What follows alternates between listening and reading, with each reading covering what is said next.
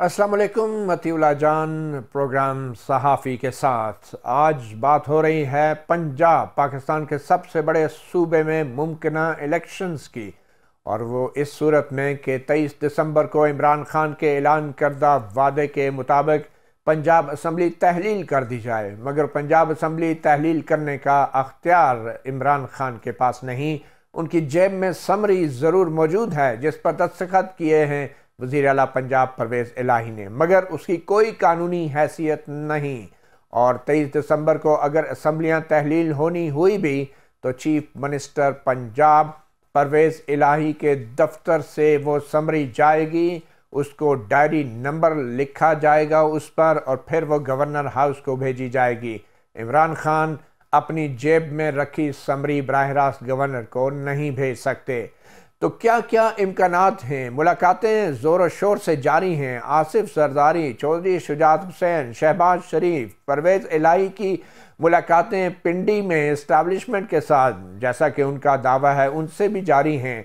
और इन तमाम मुलाकातों के बाद चंद दिन के अंदर क्या होने जा रहा है, इसकी तफसील आपको बताएंगे। क्या क्या इम्कानात हैं कानूनी तौर पे और आइनी तौर पे, ये तमाम बड़ी बड़ी जमातें, बड़े बड़े सियासी दिमाग क्या कर सकते हैं और क्या नहीं, कौन से इम्कानात हैं। सबसे पहले असम्बली 23 दिसंबर को इमरान खान के ऐलान के मुताबिक चीफ मिनिस्टर पंजाब परवेज़ इलाही तहलील कर दें और उसकी समरी गवर्नर पंजाब को भेज दें, और उस समरी पर 48 घंटे तक गवर्नर पंजाब ताख़ीर का हथियार इस्तेमाल कर सकते हैं।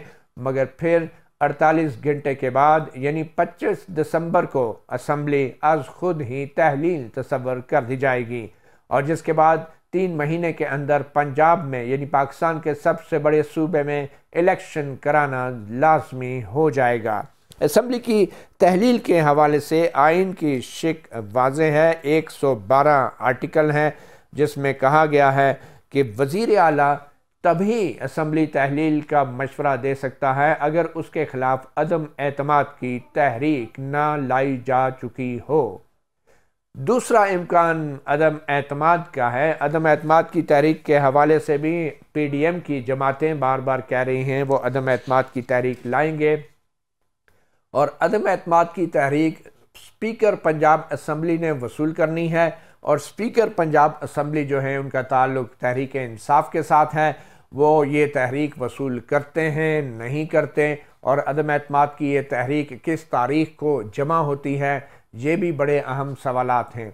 और अगर स्पीकर इस तहरीक को वसूल कर लेते हैं 23 दिसंबर से पहले और असम्बली की तहलील के मुमकिन ऐलान से पहले, तो फिर 3 दिन के बाद और 7 दिन के अंदर इस तहरीक के ऊपर वोटिंग होना भी लाजमी है। मगर उसके लिए खसूसी इजलास बुलाया जाता है। वो इजलास कब बुलाया जाएगा हमें भूलना नहीं चाहिए। कौमी असम्बली में क्या हुआ था और किस तरीके से स्पीकर असद कैसर जो तहरीक इंसाफ के स्पीकर थे उन्होंने ताख़ीर का हथियार इस्तेमाल किया था। तो पंजाब असम्बली में भी अब अदम एतमाद की जो तहरीक है अगर वो दायर कर भी दी जाती है तो क्या पंजाब असम्बली के स्पीकर फौरी तौर पे इस तहरीक के ऊपर वोटिंग के लिए इजलास तलब करेंगे, और फिर इजलास तलब करने के बाद 3 दिन से बाद और 7 दिन के अंदर इस पे वोटिंग करा पाएंगे, ये भी एक बहुत बड़ा सवाल है। और फिर जब वोटिंग होगी तो जो सबसे अहम जमात है मुस्लिम लीग काफ की जमात, जिसके 10 अरकान हैं जो पार्लिमानी पार्टी है मुस्लिम लीग काफ की, वो क्या फ़ैसला करते हैं इस अदम एतमाद की तहरीक में। क्या वो इजलास में आएंगे या नहीं आएंगे? दोनों सूरतों में पार्लिमानी पार्टी जो मुस्लिम लीग काफ की है उसका फ़ैसला बहुत अहमियत अख्तियार कर जाएगा।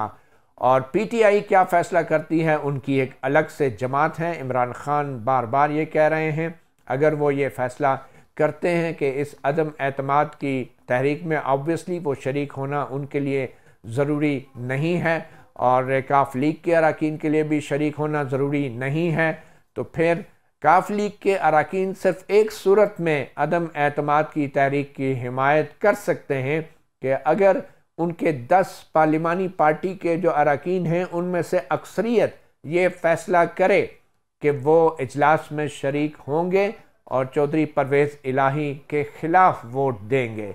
कुल 5 वोटों का ही तो फ़र्क है, उसके हवाले से भी हम आपको आगे चलकर बताएंगे। तो ये तहरीक अगर कामयाब होती है तो फिर वज़ीर आला पंजाब की जगह नए वज़ीर आला का इंतखाब किया जाएगा। क्या नून लीग वज़ीर आला पंजाब चौधरी परवेज़ इलाही के ख़िलाफ़ अदम एतमाद की कामयाब तहरीक लाने के बाद, उनको हटाने के बाद, क्या उन्हीं को दोबारा अपना वज़ीर आला नामज़द कर सकेगी? ऐसा होता नज़र नहीं आ रहा, क्योंकि कुछ ज़राए से ये खबरें चल रही थी कि शायद वज़ीर आला पंजाब अगर अपने ओहदे से दस्तबरदार हो जाते हैं अदम एतमाद से पहले, तो फिर उनको दोबारा कंसीडर किया जा सकता है नून लीग के उम्मीदवार के तौर पर। मगर ये हमें फिर तीसरा कानूनी रास्ता बताते हैं। ये इस सूरत हाल में जो तीसरा कानूनी रास्ता है वो है गवर्नर के एतमाद के वोट के लिए, यानी कि जो गवर्नर पंजाब हैं वो भी वज़ीर आला को एतमाद के वोट के लिए सेशन तलब कर सकता है। अब वज़ीर आला पंजाब अगर एतमाद के वोट के लिए सेशन में पेश होना है उन्होंने, तो फिर गवर्नर को एक तारीख देनी होगी और 23 दिसंबर से पहले गवर्नर पंजाब वज़ीर आला पंजाब को ये कह सकते हैं कि फ़लाँ तारीख को एतमाद का वोट पंजाब की असम्बली से लें। मगर उससे पहले क्या करना ज़रूरी है, ये आइन की जो शिक है उसको जानना ज़रूरी है।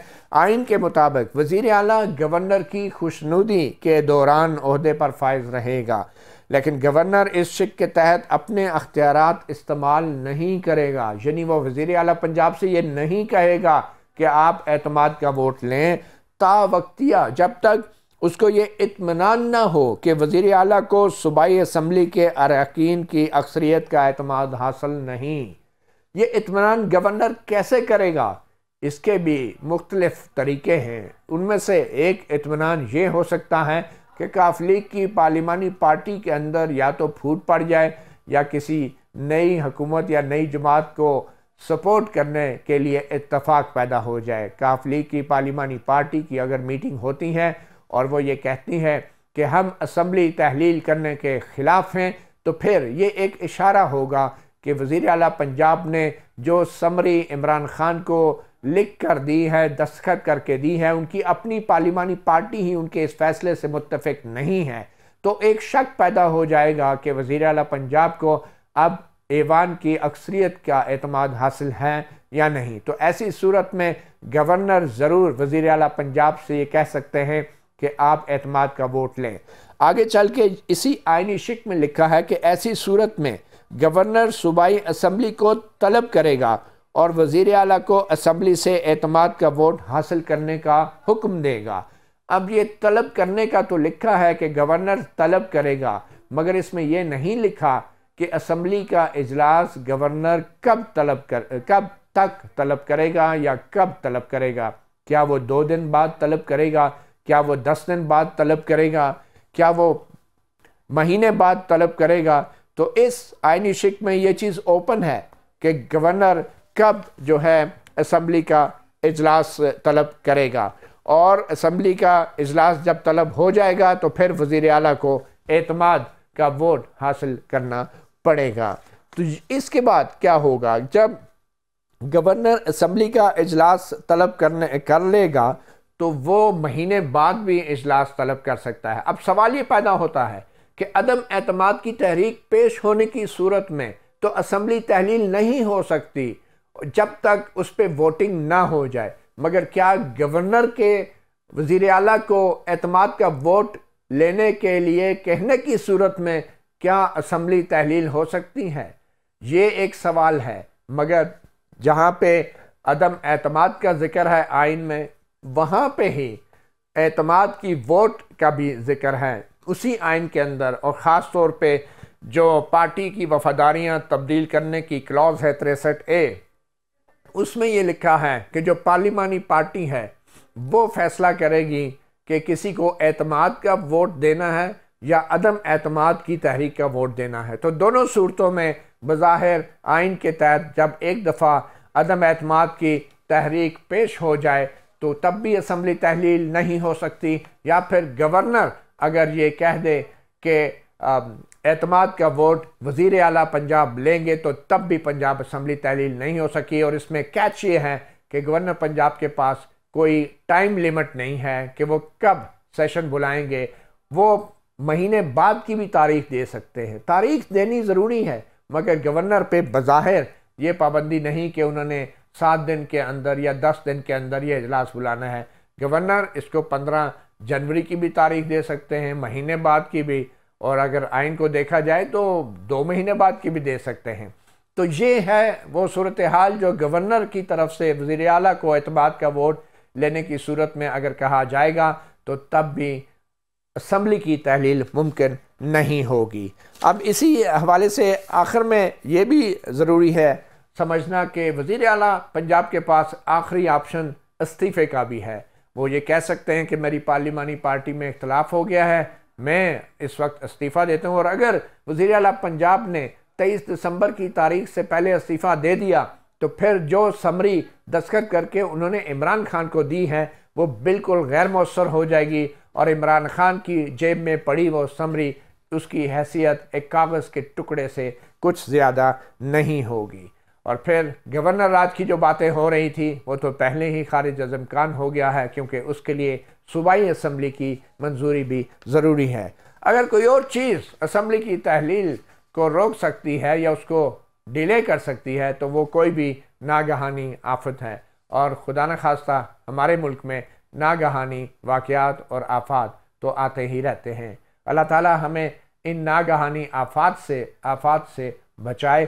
प्रोग्राम के हम अगले सेगमेंट में बात करेंगे कि पाकिस्तान के अंदर जो जोड़ तोड़ हो रही है, कितना इम्कान है कि मौजूदा सियासी जमातें इस जोड़ तोड़ के ज़रिए पंजाब असम्बली को तहलील होने से बचा सकती हैं, या फिर तहरीक इंसाफ 23 दिसंबर को आखिरकार वो कर गुजरेगी जिसका वो तवील अरसे से ऐलान करती रही हैं।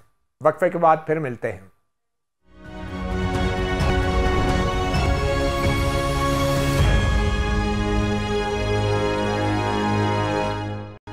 प्रोग्राम सहाफ़ी में अब हमारे साथ मौजूद हैं सीनियर सहाफ़ी हज़रत Aamir Ilyas Rana, bureau chief express news, और दूसरे साथी हैं एजाज़ सैयद, किसी तारफ़ के मोहताज नहीं, इन्वेस्टिगेटिव जर्नलिस्ट हैं, सीनियर सहाफ़ी और तजज़ियाकार हैं। आमिर इलियास राना साहब, पंजाब में बड़ा हंगामा मचा है और पंजाब के ज़ायचे क्या कह रहे हैं?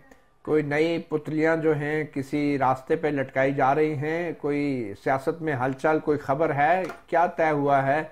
क्या ये अदम एतमाद होगी, गवर्नर एतमाद का वोट लेने के लिए कहेगा, या फिर इससे भी बढ़ के कुछ हो सकता है? देखें, आप पुतलियां नचाने की बात कर रहे हैं या लोग नाचने पे मजबूर भी हैं और शौक भी रखते हैं।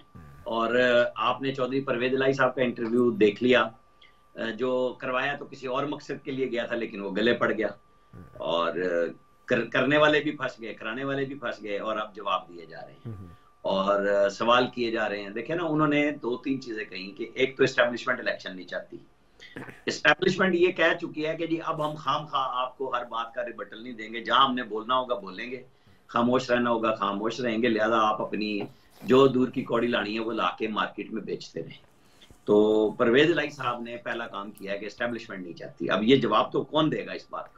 अब ये पता नहीं है ना कि ये रिटायर्ड एस्टेब्लिशमेंट है या सर्विंग एस्टेब्लिशमेंट है। चूंकि बात ये है ना कि वो पिंडी आते हैं, इस्लामाबाद वालों से मिलते हैं, इस्लामाबाद आते हैं, इस्लामाबाद में रहने वालों से मिलते हैं, चूंकि आना जाना उन्हीं का ज्यादा लगा हुआ है इस वक्त। बाकी तो फिर वो रिटायर्ड का मैसेज कह देते हैं ना, उसमें वो मुलाकात नहीं कहते, वो कहते हैं मैसेज आया था। और आज इमरान खान साहब ने कहा कि भाई वो परवेज इलाही साहब ने मेरे से तो कोई बात नहीं की थी बाजवा साहब पे, और बाद में भी 1 घंटा गपशप करते रहे। तो अब इस पे क्या किया जाए कि कौन सच बोल रहा है और कौन गलत बयानी कर रहा है। लेकिन ये बात सही है कि सब अपनी अपनी जगह पे मजबूर है और फंसे हुए ना। इमरान खान साहब को कोई रास्ता मिल रहा है, जाहिर है कि उनका रास्ता सिर्फ यही है कि मुझे दोबारा वजीर आजम बना दिया जाए और वजीर आजम हाउस में बिठा दिया जाए। राणा साहब, आपको क्या लगता है कि परवेज इलाही साहब जो बात कर रहे हैं एस्टेब्लिशमेंट ये नहीं चाहती वो नहीं चाहती, ये दुरुस्त है? सबसे पहली बात यह है कि वो नहीं चाहते कि वो वजारत आला छोड़ दें। जब वो नहीं चाहते तो फिर तावीलें बेशुमार हैं, फिर रास्ते भी ढूंढे जाते हैं। और लेकिन कई दिन से मैं ये बात कह रहा हूं कि नून लीग की क़यादत ये तय कर चुकी है कि इस दफा ये पैकेज परवेज इलाही साहब के हाथ में नहीं होगा कि मुझे नून की तरफ से भी ऑफर है और आप भी देख लें। बेसिकली राजनीति खेल ही इसी चीज का नाम है कि आप अपना रेट कैसे अच्छा लगवा सकते हैं। एक तरफ उनको पंजाब में सीट एडजस्टमेंट पहले से दुगने से भी ज्यादा चाहिए।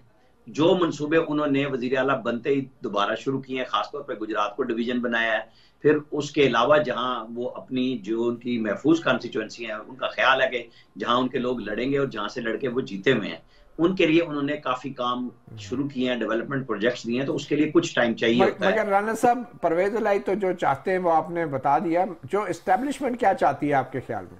मेरे ख्याल में इस्टेब्लिशमेंट को हम इस वक्त देखो और इंतजार करो की पॉलिसी की तरफ देख रहे हैं कि वो यही चाहते हैं कि आप हमारी तरफ कुछ ना चाहें, आप खुद देखें कि पाकिस्तान के हालात क्या हैं। हमें अगर इस्टेब्लिशमेंट को देखना है तो हम कोई ये नहीं कहेंगे कि जी आर्मी चीफ का ताज़ा बयान नहीं आया, आर्मी चीफ की फलां जगह ब्रीफिंग होगी, फलां जगह नहीं हुई। तो हमें आर्मी का एक फैसला जो DGISI और DGISPR जो कोयटा के कराची के कोर कमांडर हो गए, उसके तनाजुर में भी देखना चाहिए कि बहुत सारी चीजों में उन्होंने बताया है। और इमरान खान साहब की ख्वाहिश सबसे ज्यादा है कि वो हर तरह से उनको इंडल्ज करें और वो लाजमी इस खेल का हिस्सा बने जिसको अवॉइड करना चाहते हैं। आपके ख्याल में वो नाकाम होंगे इमरान खान? नहीं बन रही, मेरा नहीं ख्याल। वो चाहते हैं कि ये सियासतदान अपने तौर पे कर लें, कुछ बेहतर कर लें, क्योंकि हालात ऐसे बिल्कुल नहीं है। लेकिन इस बात का तयन एजाज़ियत कैसे होगा कि इस्टेब्लिशमेंट ये चाहती है कि सियासतदान खुद ही कुछ करें और हम पे निसार ना करें? क्या मुमकिन है, कोई पैमाना है जिससे पता चले कि इस्टेब्लिशमेंट वाकई न्यूट्रल होगी? और आपके ख्याल में परवेज इलाही साहब जो पिंडी में मुलाकातें करते रहे हैं, वो रिटायर्ड इस्टेब्लिशमेंट से करते रहे या सर्विंग इस्टेब्लिशमेंट से करते रहे? मेरे ख्याल में मतीला साहब, इस्टेब्लिशमेंट कभी रिटायर नहीं होती। इस्टेब्लिशमेंट हमेशा सर्विंग होती है। रिटायर्ड का इन्फ्लुएंस होता है इस्टेब्लिशमेंट के ऊपर, और जो वज़ीर आला लेवल की जो मुलाकात है वो सर्विंग से ही होती है। अच्छा। वो रिटायर से नहीं होती। अच्छा। पहली बात तो आपकी क्या इतलात है? ठीक है, मेरी जो भी इतलात है, मैं उन इतलात की तफसील में जाए बगैर चाहता हूँ कि आप भी स्क्रीन पे हमेशा के लिए कायम रहें, बड़े अरसे बाद आए। ठीक है, तो अर्ज ये है, राणा साहब तो बहुत पहले से स्क्रीन पे नहीं वो कायम है, लेकिन आपका और मेरा मसला बन सकता है। अच्छा, एक बात तो ये है कि इस्टेब्लिशमेंट रिटायर नहीं होती। दूसरी बात ये है कि अगर आप ये कहें, या मेरे बड़े भी हैं राणा साहब, अगर वो ये कहें कि जी वो न्यूट्रल हैं और न्यूट्रल ही रहना चाहते हैं, वो कहते हैं सियासतदान, ये ठीक बात है कि वो चाहते हैं कि सियासतदान अपनी चीज़ों को खुद देख लें, लेकिन मेरा नहीं ख्याल कि वो इतने ज़्यादा भी न्यूट्रल है। देखें, अगर आप न्यूट्रल हैं तो आप मुलाकात ही ना करें, ठीक है? इसका कोई सबूत तो नहीं है नहीं, लेकिन मैं एक बार, उनकी तरदीद, चीफ मिनिस्टर साहब की तरदीद तो नहीं आई ना, वो तो इस्टेब्लिशमेंट का नाम लेके इस तरह की बातें कर रहे हैं। तो आपके ख्याल में तरदीद ख्वाजा आसिफ को करनी चाहिए? DGISPR को कर देनी चाहिए। अच्छा, ऐसे सियासी क्वेश्चंस की तरदीद भी सियासत नहीं होगी? मैं वही कह रहा हूँ कि ये तो फिर एक ऐसा काम है ना कि देखें, वो DGISI की प्रेस कॉन्फ्रेंस हो गई, फिर उससे पहले ये हो गया, एक इतनी पोलराइजेशन इमरान खान साहब ने पैदा कर दी ना कि अब जो काम माजी में नहीं हुए वो भी हमने होते हुए देखे। अच्छा, मेरा नहीं ख्याल के इस्टेब्लिशमेंट जो इमरान खान साहब बार बार कह रहे हैं, जिस तरह बार बार घसीट रहे हैं उनको, इस्टेब्लिशमेंट किसी ना किसी लेवल पे शायद उनको मैदान में आना पड़ जाए, या इमरान खान साहब उन्हें मजबूर कर रहे हैं कि वो मैदान में आ जाए। तो ये प्रोवोकेशन है, वो भी चल रही है।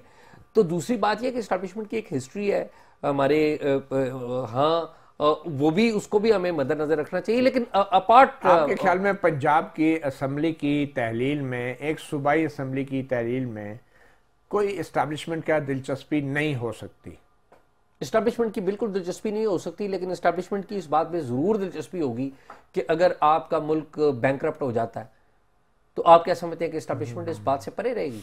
अच्छा, तो क्या टेक ओवर कर लेगी? मैं नहीं कहता हूँ कि टेक ओवर कर क्या करेगी? मुझे नहीं पता। उनके पास कोई ऐसे फाइनेंशियल माहिरीन है खजाने के? मतीला, अर्ज ये है कि क्या अगर मुल्क डिस्टेबलाइज होता है, ठीक है, और हमारे यहाँ इस्टेब्लिशमेंट की इमरजेंसी नाफिज हो जाती है, ठीक है, मेरी सुन लीजिए ना मतीला, इस्टेब्लिशमेंट की एक तारीख है, ये मुझे भी पता है और आपको भी पता है और राणा साहब को भी पता है ना तारीख।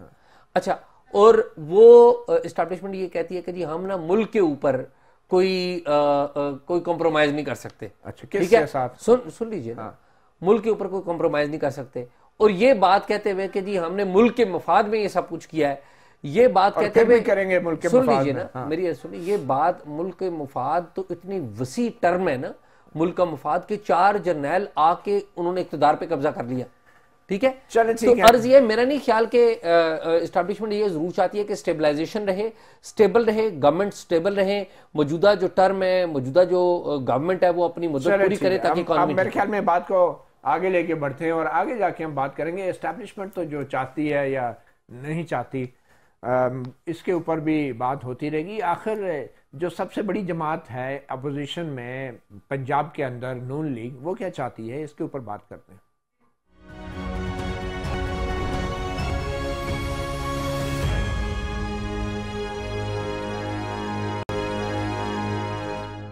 सहाफ़ी प्रोग्राम में हमारे साथ 2 सीनियर सहाफ़ी मौजूद हैं। आमिर इलियास राना साहब, आपसे ये जानना चाहूँगा, आपके ख्याल में नून लीग क्या सोच रही है, क्या करना चाहती है?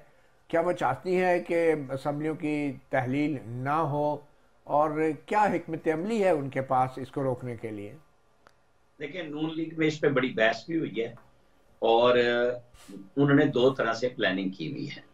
एक तो वो जो राना सनाउल्लाह से पिछले हफ्ते उन्होंने प्रेस कॉन्फ्रेंस लाहौर में कराई कि इमरान खान साहब तोड़े असम्बली आप और हम इलेक्शन लड़ेंगे, वो चैलेंज भी था और प्रोवोकेशन की थी इनकी तरफ से कि भाई ठीक है, तुम जो रोज रोज का लगा के बैठे हो, आज तोड़ दूंगा कल तोड़ दूंगा, तो तोड़ के दिखाओ। दूसरी तरफ वो ये भी चाहते हैं कि अगर मामला संभल सकते हैं, वो वोट ऑफ कॉन्फिडेंस का कह सकते हैं कि एक दफा कुछ टाइम निकल जाए, उसके अंदर जो बात एजाज कह रहे थे, जो मुल्क के मालियाती मामला है ना, वो पाकिस्तान की सलामती के साथ ज़ाहिर डायरेक्ट इन्वॉल्व हो जाते हैं, जिसके अंदर इस्टेब्लिशमेंट का जो रोल बात हो रही थी कि ज़ाहिर है मुल्क तो सबको चलाना है, कोई सियासत में आना चाहे या ना आना चाहे, लेकिन इस मुल्क को चलाना सबका मकसद है। लेकिन इसमें इमरान खान साहब की जिद सबसे ज्यादा आड़े आ रही है। उसमें मुस्लिम लीग नून 2 तरह से जो मैं बात कर रहा था, एक वो ये है कि वो चाहें तो उसके अंदर फिर जाहिर है पंजाब असम्बली के कुछ मेंबर्स पे काम होगा और वो गवर्नर कह देंगे कि वोट ऑफ कॉन्फिडेंस लें, वो फिर अदालतों में जाएं ना जाएं, वो ना लें, फिर क्या होगा, असम्बली टूटती है उसको बचाएंगे नहीं बचाएंगे। साथ इन्होंने मीटिंग शुरू कर दी हैं, प्लानिंग शुरू कर दी है पूरे पंजाब के ऊपर, एक पूरी कैनवस आप समझे कि बिछा के उसके ऊपर आप ये देखें ना, ननकाना और फैसलाबाद का रिजल्ट इन्होंने सामने रखा है कि जहां इमरान खान इलेक्शन लड़ रहे थे और आबिद शेर अली 4 साल बाद अपने हल्के में घुसे थे और शुजरा मनसब थी जहाँ पे ननकाने में, वहां पे इमरान खान साहब को कोई बहुत बड़ा मार्जिन नहीं मिला पंजाब के अंदर, और शेखुपुरा में नून लीग जीत गई, शरक हुई, आबाई सीट बनती है उनकी, आप गद्दी की कह लें, खानेवाल में वो हार गए। मगर क्या राना साहब, सवाल ये है ना कि क्या तहलील को रोक पाएगी नून लीग? देखिए, मैं आपको इसी तरफ ला रहा हूँ कि वो दोनों तरफ से जा रहे हैं कि अगर टूटती है तो हम इलेक्शन लड़ने के लिए तैयार हैं।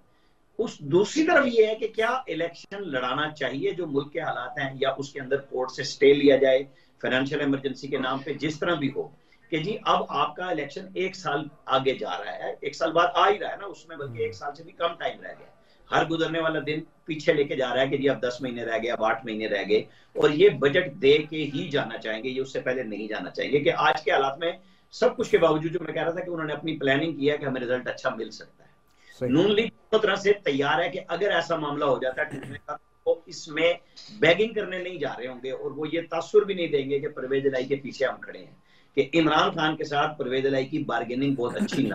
उनका ख्याल ये है कि परवेज इलाही के वजीर आला होते हुए उनको नुकसान ज्यादा हो रहा है बुजदार की निस्बत। तो ठीक है, अगर यही बात है तो तंग आमद बजंग आमद इलेक्शन के लिए उन्होंने अपनी तैयारियां कर ली, वो दोनों सूरतों में तैयार है। अच्छा, इसका मतलब ये है कि आप भी समझते हैं कि इमरान खान वाकई 23 दिसंबर को असम्बली तहलील करने का ऐलान कर देंगे, और ये तकनीकी एतबार से कितना आसान होगा राना साहब, क्योंकि इमरान खान की भेजी हुई समरी तो गवर्नर वसूल नहीं करेगा। आप नहीं समझते कि उससे पहले परवेज इलाही साहब कुछ भी कर सकते हैं? देखिए, मैं आप जिस दिन परवेज इलाही ने अपनी वेस्ट कोर्ट से निकाल के ना ऐसे दिया था, तो वो इमरान खान समझे थे कि रिजाइन है, कह नहीं मुझे रिजाइन नहीं चाहिए। उन्होंने कहा जनाब देख तो नहीं, ये एडवाइस है। खुश हुए, उन्होंने ऑफर की कि यार तुम मेरी पार्टी में क्यों नहीं आते, तुम जो मर्जी होता ले लो, जो चौधरी निसार के साथ भी वो कर चुके, जावेद हाशमी के साथ भी कर चुके, और जब वो खुश होते हैं वो ऐसी ही इस किस्म की ऑफर कर देते हैं। लेकिन उसके साथ ही मैं ये बात हर दफा कह रहा हूं कि अगर ये जो एडवाइस डायरेक्ट चली गई गवर्नर हाउस, तो ना गवर्नर मानेंगे, ये इस्लाम लाहौर हाई कोर्ट में जाके केस लग जाएगा, उसकी कोई वैल्यू नहीं होगी। जो चीफ मिनिस्टर हाउस से बराह रास्त डायरी नंबर लग के एडवाइस नहीं जाएगी, और उसके साथ ही मुशावरत का एक लंबा चौड़ा अमल है। उसको जो वो बता रहे हैं परवेज इलाही कि आपके हाथ से सब कुछ निकल जाएगा जब आप ये एडवाइस गवर्नर के पास भेज देंगे, लिहाजा सोच के भेज दें। बार बार मुनस इलाही बार बार कह रहे हैं कि नहीं, हम इमरान खान के साथ खड़े में हैं। चौधरी वजात हुसैन जो चौधरी शुजात के छोटे भाई हैं, उनके दोनों बेटे। मगर राजा साहब, आपकी राय में क्या हो सकता है, क्या होगा? मेरी राय नहीं, फैसला ये है कि परवेज इलाही को आखिर में क्या रोल प्ले करना है।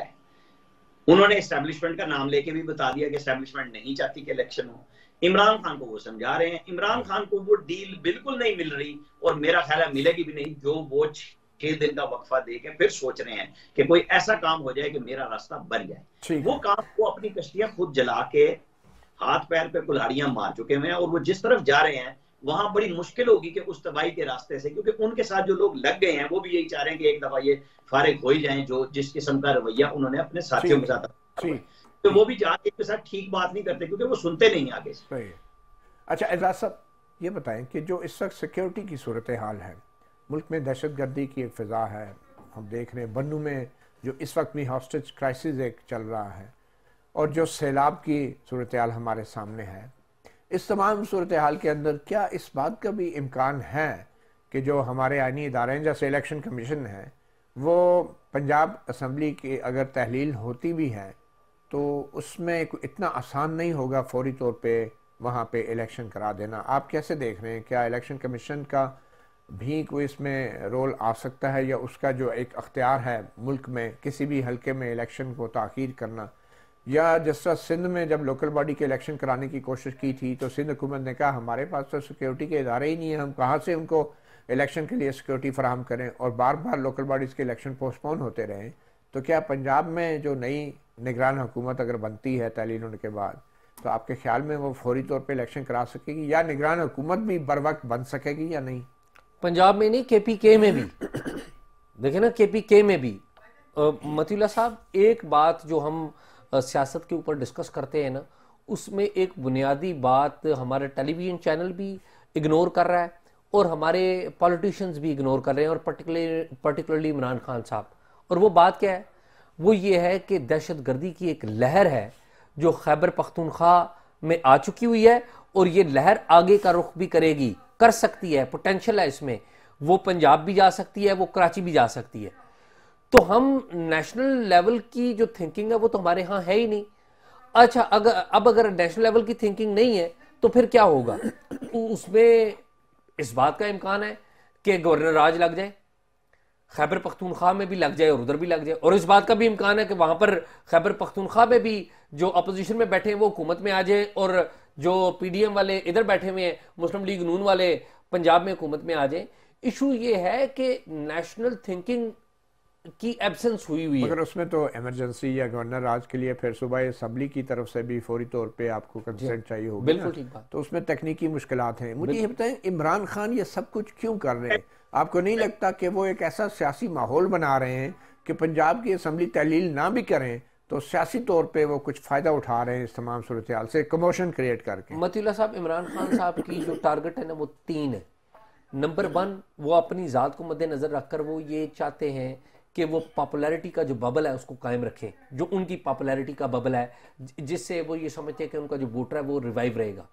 नंबर 2, वो मौजूदा जो गवर्नमेंट है उसको डिस्टेबलाइज करना चाहते हैं। उनको पता है कि मुल्क में पैसे नहीं है, मईशत की सूरत हाल बड़ी दिगरगूं है, तो वो चाहते हैं कि मुल्क की मईशत और ख़राब हो, महंगाई और बढ़े, लोग ज़्यादा और हुकूमत के खिलाफ हों, और उनका जो वोटर है वो उनके साथ हो, बल्कि जो लोग हुकूमत के साथ भी हैं वो भी उनके साथ आ जाएं।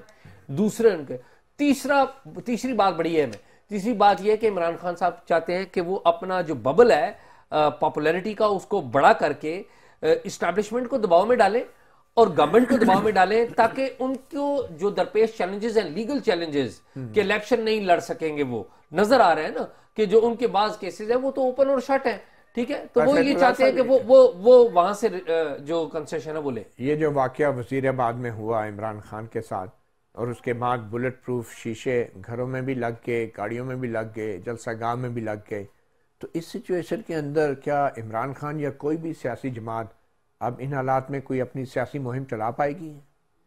मतीउल्लाह साहब, बात यह है कि सियासी मुहिम तो जब बेनज़ीर भुट्टो साहबा शहीद हुई थी 27 दिसंबर 2007 को, तो सियासी जमातों ने तो मुहिम उस वक्त भी चलाई थी, लेकिन जब खैबर की मुहिम बड़ी इफेक्ट हुई थी। लेकिन मतीउल्लाह, आपको मैं ये बात देखें, बड़ी हकीकतें हैं और हम भूल जाते हैं कि खैबर पख्तूनख्वा में ANP ने सबसे ज्यादा कुर्बानियां दी थी, उन्होंने भी इलेक्शन मुहिम चलाई थी। आप अगर बात करें ना पाकिस्तान के अवाम की और पाकिस्तान की सियासी जमातों की, तो उनमें इतनी, जैसे कहते हैं ना, कैपेसिटी है कि वो मुश्किल तरीन हालात में भी अपनी मुहिम चला सकते हैं और चलाते रहे हैं, तारीख है इसकी। चले राना साहब, आपके ख्याल में वैसे जल्द इलेक्शन हो जाने में कोई हर्ज नहीं है, आप क्या कहते हैं? देखें, जिन्होंने इतना पापड़ बेले हैं वो इलेक्शन जल्द नहीं कराएंगे। वो अपने बस में रहते हुए बिल्कुल ये काम नहीं करेंगे कि इलेक्शन कराएं। अच्छा, किन्होंने पापड़ बेले हैं? ये पकवान तैयार करने वाले का कोई नाम भी होगा? नहीं, मैंने पापड़ कहा है, मैंने पापड़ नहीं कहा। लिहाजा पकवान जो है ना, वो 12 मसालों का जब भी इलेक्शन होंगे नजर आएगा। लेकिन मेरा ख्याल है कि मौजूदा PDM की गवर्नमेंट, अगर इन्होंने फैसला करना है तो ये बजट से चले, उम्मीद है कि फैसले हुकूमत ही करे और सिविलियन हुकूमत ही करे। इसके साथ ही सहाफ़ी प्रोग्राम से इजाज़त। अल्लाह हाफिज़।